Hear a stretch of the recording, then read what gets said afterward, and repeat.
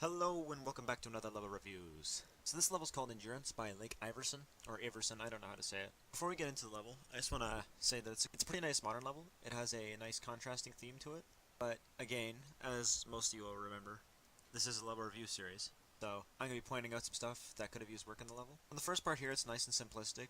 I believe that the spikes in the ground could have had more green effects to them, like the block designs do.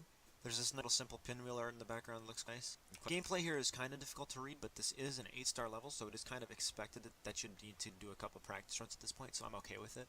A couple of the timings are a little less acceptable, but that's okay. Into the second part, we have a purple and yellow color scheme, which are two colors that go really nicely together in this instance because they are both desaturated.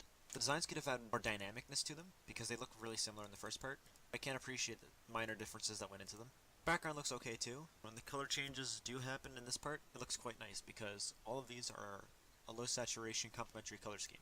Transition into the next part can be relatively buggy depending on how you play it, but the next part is pretty nice as well. It does make little minor differences in the design, such as the usage of the castle blocks and wavier lines as opposed to the triangular ones. There's also a change in spike design and saw design here as well. I thought the usage of grass did not complement the theme of lines and simple shapes very well. Sort of like to see better attributes there. And this dash orb in the cube section following looks sketchy to pull off because it is. You need to time that. It's one of the only timing parts in the level that is of note. The background looks okay again, but I'm starting to get a little bit tired of this theme at this point, as it is pretty simple backgrounds and there's not a lot of dynamicness to it. The next part follows this contrasting theme with this star with the face on in the immediate background.